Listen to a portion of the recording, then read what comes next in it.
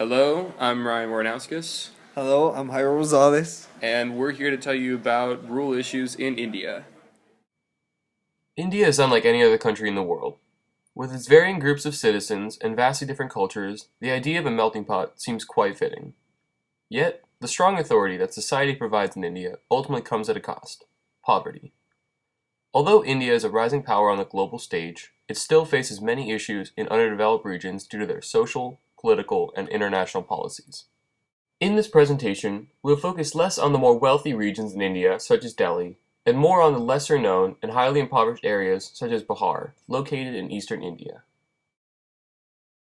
Hey, other issues that India has are its political and international reforms. Politically, most people in rural societies are oblivious to what most reforms state and how they will affect societies. What is shocking about the Indians' electorate is that 60% of it comes from the rural lower class people. They play a major part on whether reforms pass or not.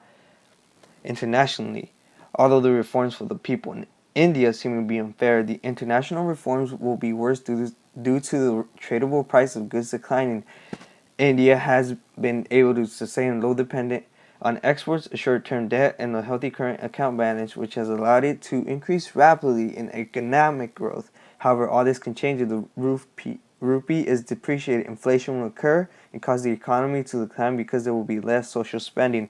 These international reforms will make the rural lower caste to become even more poor with the decline. They will not be the only ones affected. The economy and citizens overall will suffer with the rupee losing its value.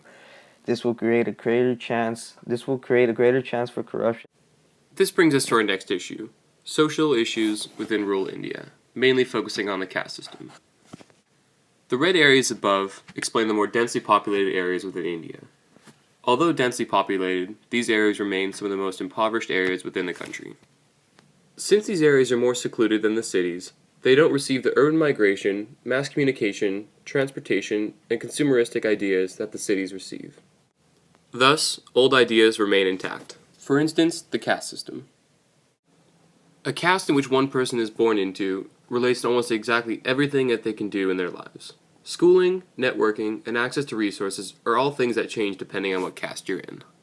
Since they do not receive a lot of global influence, so-called classic ideas remain a part of Indian or rural Indian society. For instance, although outlawed 50 years ago due to the Indian Constitution, ideas such as the untouchable class still somewhat exist in more impoverished areas.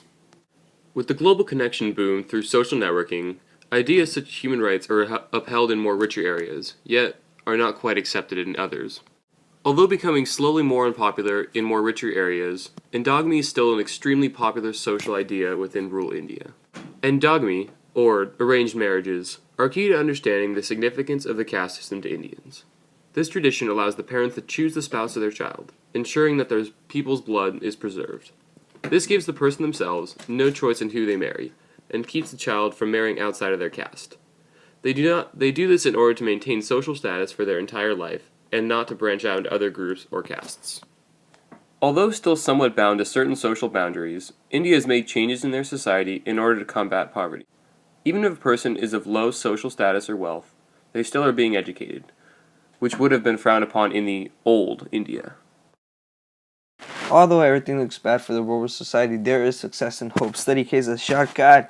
He has proven that with the help of capitalist ideals, he has been able to grow as a person in social and economic status. He strived with education to leave the society in his village, which saw no hope in the untouchables, to become a successful CEO of an oil rig engineering company. With this success, he has been able to show others that your placement of the caste system does not determine where you can succeed in life.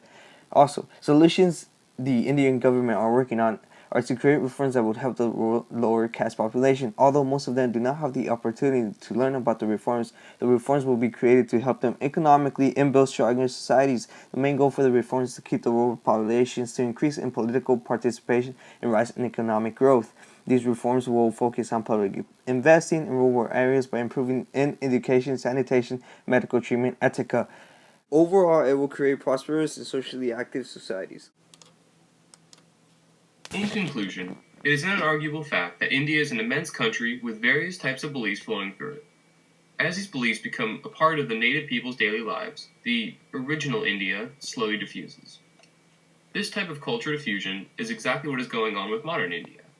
The only difference is that it is slowly reaching rural societies. Since these societies do not appeal to the global market in comparison to the larger cities, outside influences barely reach them. Thus, with global interests seeking merely profit, these places are overlooked when it comes to the formation of political policies.